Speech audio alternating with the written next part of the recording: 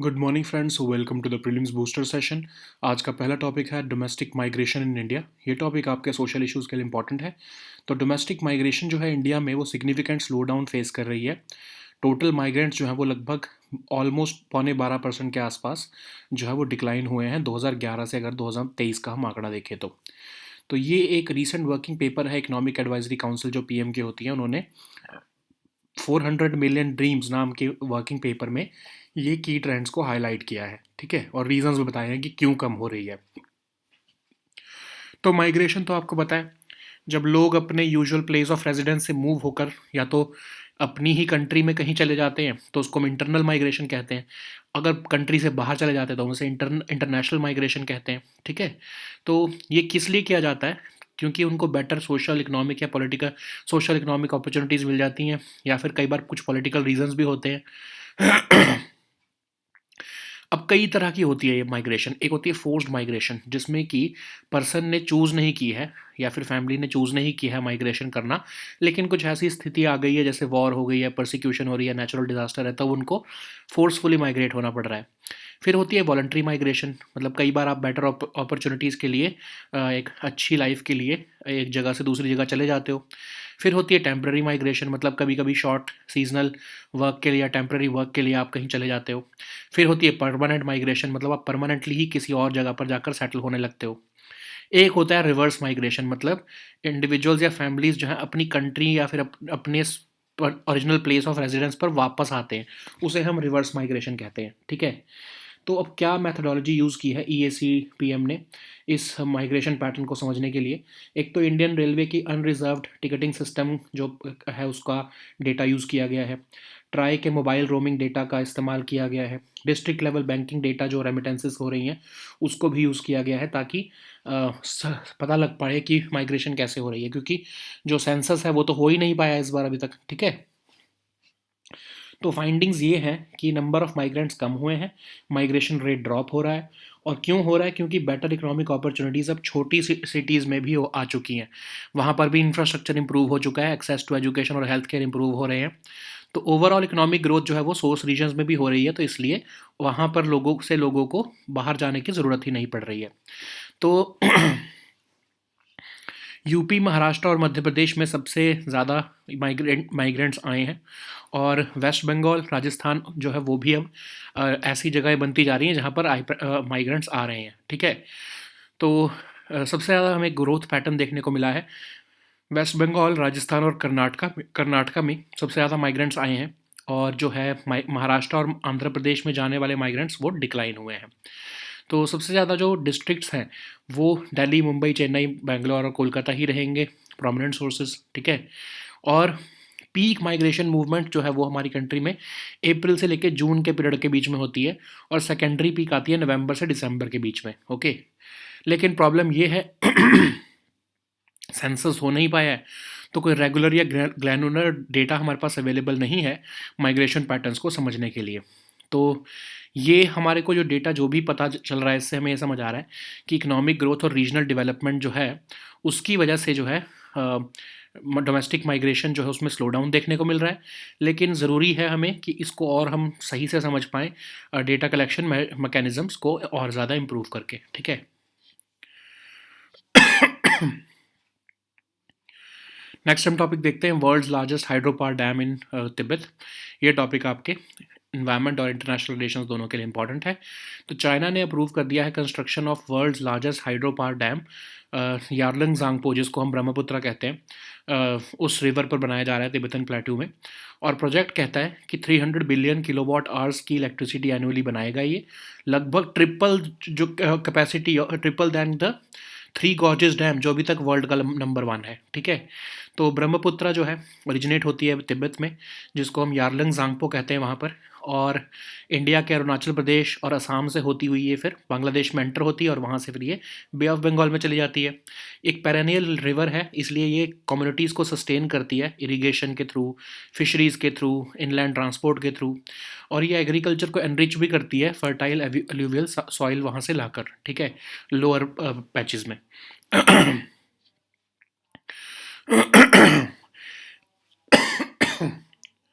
अब चाइना जो ये डैम कंस्ट्रक्ट कर रहा है मिडॉग काउंटी में, यार्लिंग झांगपो यहाँ पर 2000 मीटर लगभग ड्रॉप हो जाती है, तो इसलिए आइडियल हाइड्रो पावर कंडीशंस हैं यहाँ पर।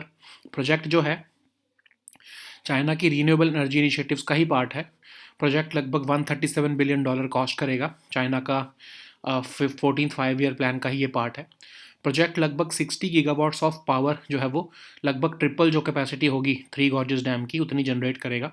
300 बिलियन किलोवाट आवर हर साल क्लीन एनर्जी रीन्यूएबल इलेक्ट्रिसिटी ये जनरेट करके देगा चाइना को, और तिब्बत के लिए $3 बिलियन एनुअली जनरेट करेगा एज रेवेन्यू। ओके, डैम जो है वो, अब प्रॉब्लम ये है कि डैम जो है वो कई इम्पॉर्टेंट अमाउंट ऑफ सिल्ट जो है वो रिटेन कर लेगा, जो कि अदरवाइज डाउनस्ट्रीम एग्रीकल्चर इंडिया के लिए इंपॉर्टेंट होती है। सिल्ट डिपॉजिट जब रिड्यूस होंगे तो उससे impact of fertility of agriculture land जो है इंडिया में वो इम्पैक्ट होने लगेंगे। चाइना कह तो रहा है कि ये run of the river hydro power project है, लेकिन एक्सपर्ट्स कह रहे हैं कि जब ड्राई सीजन्स आते हैं तब इससे जो है वाटर फ्लो कम हो जाएगा हमारे एरिया में। ठीक है, तो चाइना की जो अपस्ट्रीम पोजीशन है उसको कंट्रोल देती है ब्रह्मपुत्रा के फ्लो के ऊपर, और जियोपॉलिटिकल टेंशंस जब हुई थी, जैसे कि जब डोकलाम स्टैंड ऑफ हुआ था, तो चाइना ने हाइड्रोलॉजिकल डेटा ही रोक लिया था फ्लड फोरकास्टिंग के ऊपर जो भेजता था। ठीक है, हिमालयन रीजन जो है वो सिस्मिक वल्नरेबिलिटी के लिए बहुत जाना जाता है, तो एक इम्पॉर्टेंट रिस्क हो सकता है ये डाउनस्ट्रीम पॉपुलेशन के ऊपर अगर इस डैम को कुछ होता है तो। और डैम जो है वो फ्रेजाइल हिमालयन इकोसिस्टम को भी डिसरप्ट करेगा।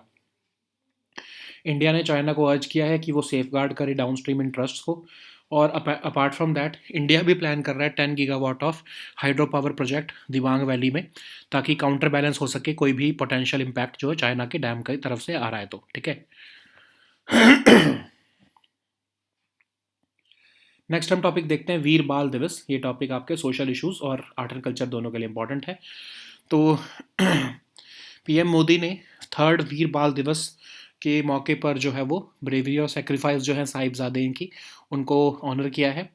एक तरह से ये डे को एक फेस्टिवल के रूप में मनाया जाता है ताकि इंडियंस को इंस्पिरेशन मिल सके, पर्टिकुलरली यूथ को।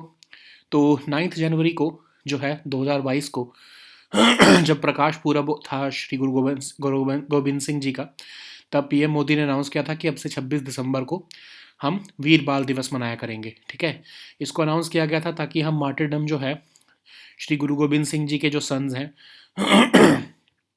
साहिबजादा बाबा जोरावर सिंह जी और बाबा फतेह सिंह जी की, उनको हम एक तरह से मार्क कर सकें। तो जो दो गुरु गोबिंद सिंह जी के सन थे वो तो मुग़ल से लड़ते हुए ही उन्होंने अपनी शहीदी दी थी, और जो बाकी दो थे उनको तो ब्रिक अलाइव कर दिया गया था औरंगज़ेब के गवर्नर ऑफ सिंध द्वारा। ठीक है, तो सोचो उस टाइम पर वो छोटे ही थे बिल्कुल, और वो यंगर सन्स जो थे उन्होंने शहीदी अचीव की थी, उनको सील कर दिया था अलाइव इन अ वॉल। ठीक है, जो पीएम मोदी हैं उन्होंने होमेज पे की है साहिब जोरावर सिंह जी को, साहिब फतेह सिंह जी को और गुरुज को, और बताया है कि कितनी इंपॉर्टेंट होता है पैट्रियोटिज्म यूथ के अंदर होना, और उन्होंने कहा है कि हमें साहिबजादों से सीखना चाहिए। ठीक है, तो पीएम मोदी ने अंडरलाइन किया है role of youth in India's progress. Government ने प्रायोरिटाइज़ किया है यूथ सेंट्रिक पॉलिसीज़ को, initiatives in startups, AI, machine learning, skill development और स्पोर्ट्स जो है वो लेने की बात की है। ठीक है, इंट्रोड्यूस किए हैं एक्चुअली। पीएम मोदी ने सुपोषित ग्राम पंचायत अभियान भी जो है वो लॉन्च किया है, जो कि एलिमिनेट करेगा माल न्यूट्रिशन, हेल्दी कंपटीशन लाकर विलेज पंचायत के बीच में। पीएम मोदी ने इंकरेज किया है यूथ को कि वो एक्सेलेंस अचीव करें सभी फील्ड्स में, और उन्होंने कहा है कि उनका एक विजन है कि वो 1 लाख यूथ को पॉलिटिक्स में लेकर आएँ। ठीक है, खासकर वो जिनका पॉलिटिकल बैकग्राउंड नहीं है। नेक्स्ट हम टॉपिक देखते हैं स्वामित्व स्कीम। ये टॉपिक गवर्नेंस के लिए इंपॉर्टेंट है। तो पीएम मोदी जो है वो 50 लाख प्रॉपर्टी कार्ड्स उन्होंने बांटे हैं स्वामित्व स्कीम के अंदर, जो कि एक सेंट्रल सेक्टर स्कीम है, 2020 में लॉन्च की गई थी, ताकि इकोनॉमिक प्रोग्रेस जो है वो रूरल इंडिया की एनहेंस की जा सके, रिकॉर्ड ऑफ राइट्स दिए जा सके हाउस होल्ड्स को जो इनहेबिटेड विलेजेस ऑफ इंडिया में रहते हैं, अब इसके ऑब्जेक्टिव्स क्या हैं कि फाइनेंशियल स्टेबिलिटी आ सके ताकि लोग अपने इस प्रॉपर्टी को एज अ फाइनेंशियल एसेट्स भी यूज़ कर सकें अगर उन्हें लोन लेना है या कुछ और फाइनेंशियल बेनिफिट्स लेने हैं तो। ड्यूरेबल लैंड रिकॉर्ड्स जो है वो एक्यूरेट हम बना सकें, प्रॉपर्टी टैक्स डिटर्मिन हो सके, सर्वे इंफ्रास्ट्रक्चर और जीआईएस मैपिंग हो सके, बेटर क्वालिटी ग्राम पंचायत डेवलपमेंट प्लान बनाए जा सके, प्रॉपर्टी डिस्प्यूट्स होते हैं, लीगल केसेस होते हैं, उनको रिड्यूस किया जा सके। ठीक है, उसके लिए ही मिनिस्ट्री ऑफ पंचायती राज जो है ये स्कीम को इम्प्लीमेंट कर रही है।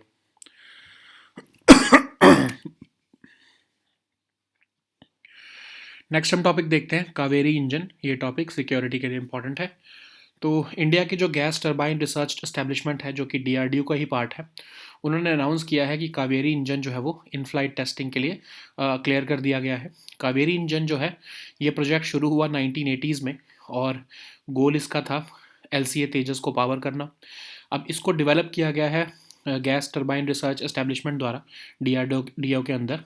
जो करंट वर्जन है कावेरी इंजन का लगभग 49 से लेकर 51 केएन ऑफ थ्रस्ट ये प्रोड्यूस करेगा और ये सूटेबल है यूएवी एप्लीकेशंस के लिए, जैसे कि घातक जो इंडिया का स्टेल्थ यूसीएवी प्रोग्राम है।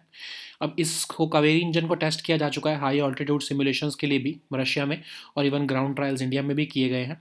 तो एक मेजर स्टेप है ये इंडिया की सेल्फ रिलायंस का एरो इंजन टेक्नोलॉजी में, और खासकर यूएवी के वीज़ के लिए। ओके, नेक्स्ट हम टॉपिक देखते हैं United Nations disengagement observer force. ये टॉपिक आपके इंटरनेशनल रिलेशंस के लिए इंपॉर्टेंट है। तो यूएन सेक्रेटरी जनरल जो हैं उन्होंने ट्रिब्यूट्स पे किए हैं ब्रिगेडियर जनरल अमिताभ झा को, इंडिया के, जो कि सर्व कर रहे थे United Nations disengagement observer force में एट गोलान हाइट्स। अब ये जो UNDOF है इसको इस्टेब्लिश किया गया था यूएन सिक्योरिटी काउंसिल रेजोल्यूशन 350 द्वारा 1974 में, जब जो फोर्सेस के बीच में डिसएंगेजमेंट हुई इसराइल और सीरिया की। तो ये सीज़ फायर मेंटेन करती है, ये ऑर्गेनाइजेशन सुपरवाइज करती है इस एरिया ऑफ सेपरेशन को जहाँ पर इजरायली और सीरियन ट्रूप्स जो हैं वो उनका जाना रिस्ट्रिक्टेड है और इक्विपमेंट का पहुँचना रिस्ट्रिक्टेड है।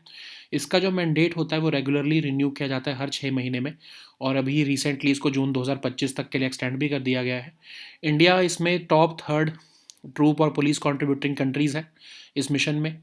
अब गोलान हाइट्स क्या है, एक हिली एरिया है अपर जॉर्डन रिवर वैली का वेस्ट में, और सीरियन टेरिटरी है बेसिकली ये, जिसको ऑक्यूपाई किया हुआ है इसराइल ने सिंस 1967। नेक्स्ट हम टॉपिक देखते हैं एआई एंड मशीन लर्निंग। ये टॉपिक साइंस एंड टेक के लिए इंपॉर्टेंट है। तो एआई और मशीन लर्निंग जो है इंडियन फार्मा इंडस्ट्री को इनोवेशन को के लिए जो है वो हेल्प कर सकती है। तो एआई क्या है, मशीन जो कि परफॉर्म करती है ह्यूमन लाइक टास्क, और ये मशीन लर्निंग में बेसिकली ये डेटा के जैसे जैसे डेटा आता रहता है वैसे वैसे इसकी एल्गोरिदम्स और इम्प्रूव करते रहते हैं। और न्यूरल नेटवर्क्स क्या होते हैं इसमें, जो कि ह्यूमन ब्रेन को मिमिक करते हैं। फिर नेचुरल लैंग्वेज प्रोसेसिंग जो मशीन्स को इनेबल करती हैं कि वो अंडरस्टैंड और जनरेट कर सके ह्यूमन लैंग्वेज को। तो एआई सिस्टम्स जो है वो प्रोसेस करते हैं इनपुट्स को, अप्लाई करते हैं एल्गोरिदम्स को और डिलीवर करते हैं intelligent input outputs.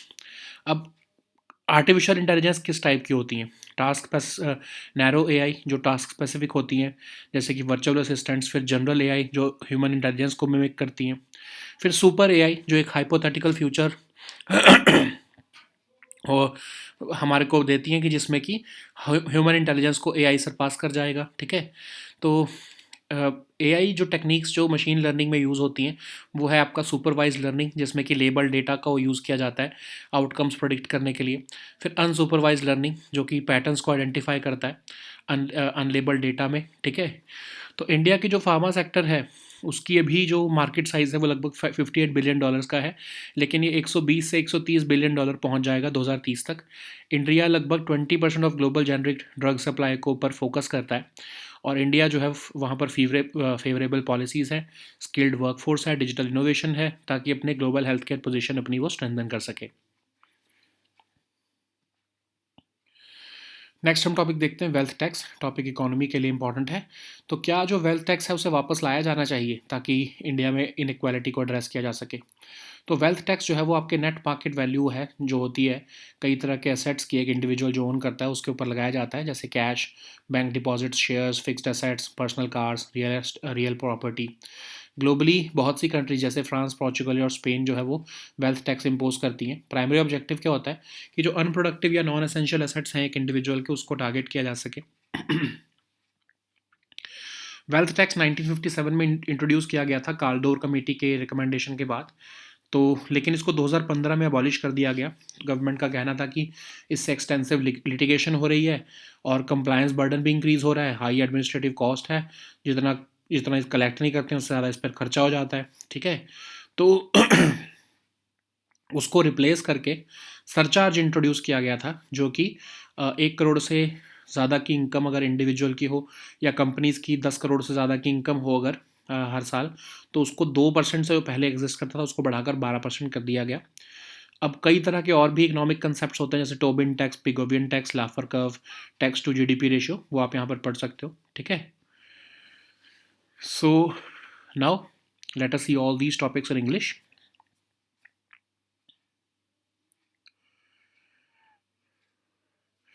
So the first topic is domestic migration in India. Here, this topic is important for your economy section and your social issues. So domestic migration in India has witnessed a significant slowdown, with total number of migrants declining by 11.78% from 2011 to 2023. So a recent working paper by Economic Advisory Council to the PM, which is titled 400 Million Dreams, has highlighted these key trends, which are and the reasons for decline also, and changes in migration patterns also. What is migration? Migration is the movement of people away from their usual place of residence, either internal, that is within the country, or international, across countries' borders. Okay, so this migration arises out of various social, economic, or political reasons, and it helps in understanding the dynamics of the society better. So we have the, apart from internal and external migration, we have forced migration, which is basically migration that is not chosen by the individual or family, but it is forced upon them because of factors like war, persecution, or natural disasters. Then we have voluntary migration also, which is chosen by the individual or family, but it is driven by factors like economic opportunities for a better life. Okay, then we have temporary migration, which is intended for short duration, like seasonal or temporary work. Then we have permanent migration, which is intended for to be of long duration, that is to settle permanently in a new place.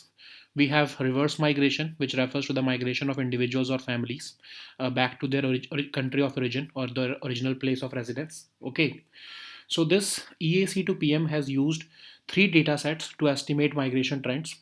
That is Indian Railway unreserved ticketing system for passenger volumes, Try mobile roaming data, then district level banking data for remittances. So these alternative sources were employed due to delays in the decennial census, which is a more comprehensive but less timely data source.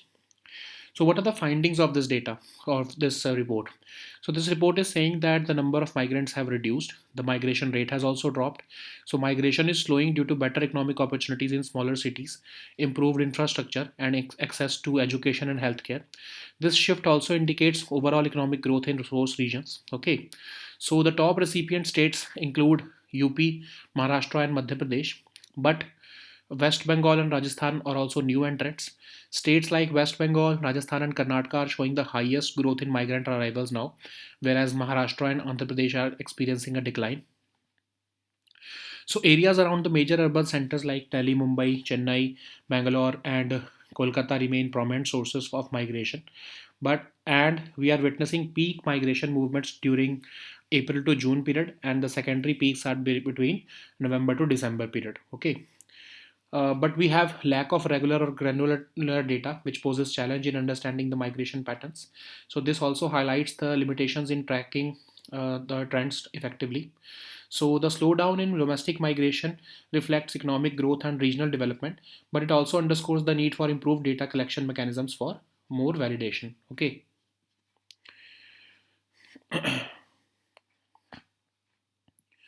So the next topic is world's largest hydropower dam in Tibet. This topic is important for environment and international relations. So China has approved the construction of world's largest hydropower dam on the lower reaches of the Yarlung Zangpo River on the Tibetan Plateau. So this project aims to produce $300 billion, 300 billion kilowatt hours of electricity annually, more than triple the capacity of the Three Gorges Dam, which is currently the world's largest in terms of hydropower. Brahmaputra, we know that it originates in Tibet as the Yarlung Sangpo, and it flows through India's Arunachal Pradesh and Assam before entering Bangladesh and emptying into the Bay of Bengal. As a perennial river, it sustains communities through irrigation, fisheries, and inland transport. It also enriches agriculture by depositing fertile alluvial soil in its lower course. Okay, and China is now constructing the dam in Midog County. Where the Yarlung Sangpo drops about 2000 meters. This project is part of China's renewable energy initiatives, and this project is going to cost $137 billion, which is part of China's 14th five-year plan. Okay, this dam is projected to generate up to 60 gigawatts of power, and it will produce 300 billion kilowatt hours of clean renewable electricity annually, supporting China's clean energy targets and bolstering its water security. It will also generate $3 billion for Tibet annually. But there are certain concerns as well. This dam could retain a significant amount of silt, which is crucial for downstream agriculture. Reduced silt deposits may negatively impact the fertility of agricultural lands in India.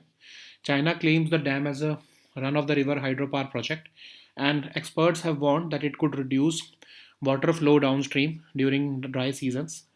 Okay, China's upstream position gives it control over the Brahmaputra flow.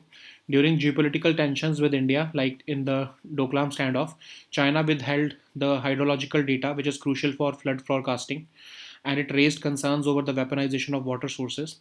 Himalayan region's seismic vulnerability can also pose risk to downstream populations. The dam could also disrupt the otherwise fragile Himalayan ecosystem. So that's why India has urged China to safeguard downstream interests.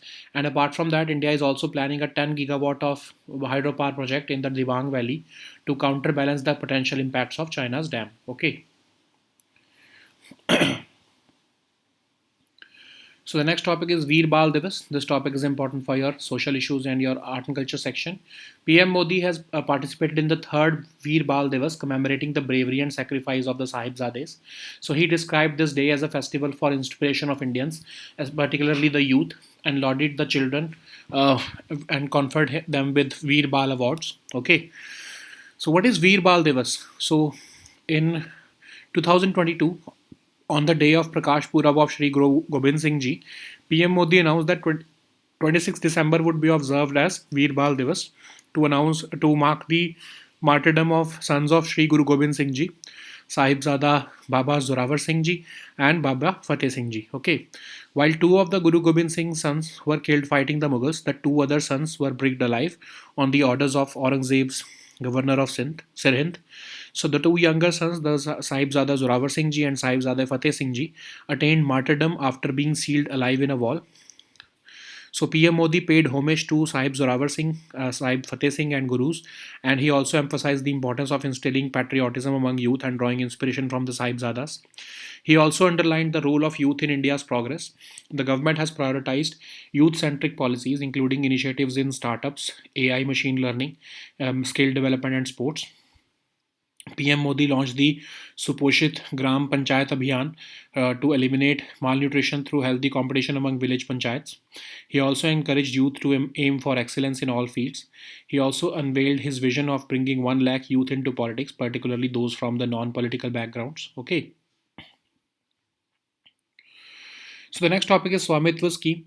This topic is important for your governance section. So PM Modi has distributed over 50 lakh property cards under the Swamitva scheme, and which is a central sector scheme launched in 2020 with a vision to enhance the economic progress of rural India by providing regard of rights to households who possess houses in inhabited villages of India.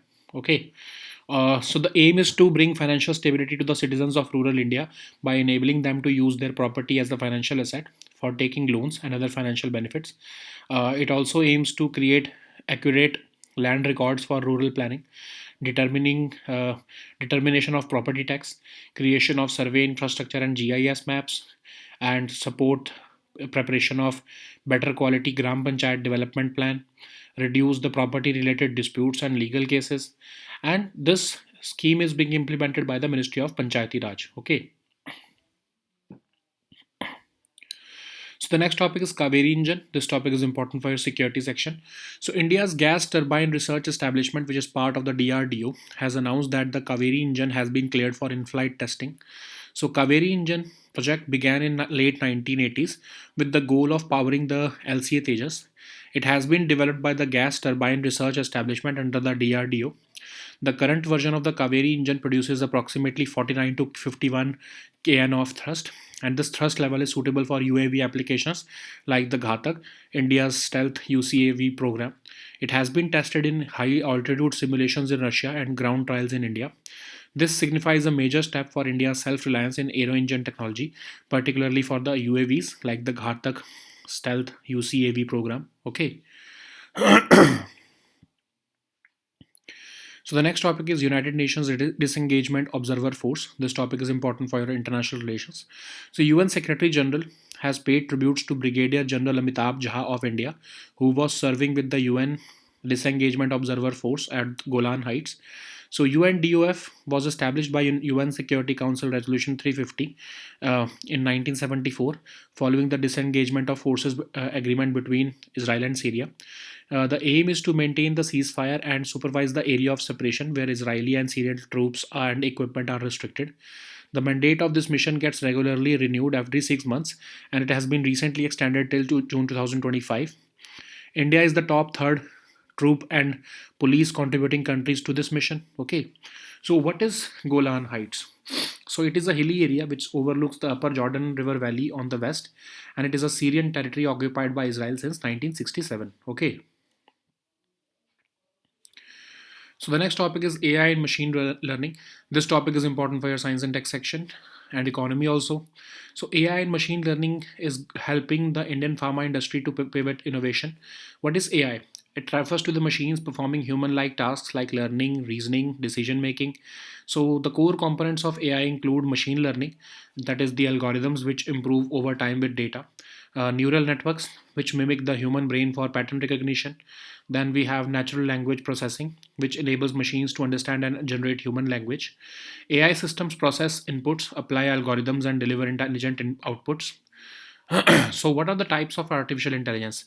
Then we have the narrow AI, which is task specific systems like virtual assistants, general AI, which mimics human intelligence across diverse tasks. We have super AI, which is the hypothetical future from surpassing human intelligence. So AI techniques in machine learning include supervised learning that uses labeled data to predict outcomes.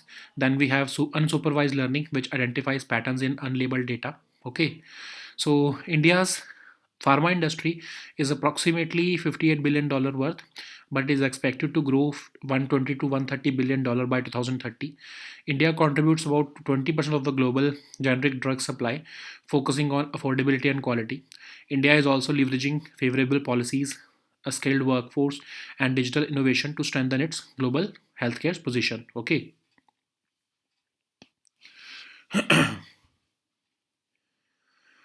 So the next topic is wealth tax. This topic is important for economy section and also social issues. So should wealth tax be brought back to India to address inequality? What is wealth tax? It is levied on the net market value of various assets owned by an individual, like cash, bank deposits, shares, fixed assets, personal cars, and real property.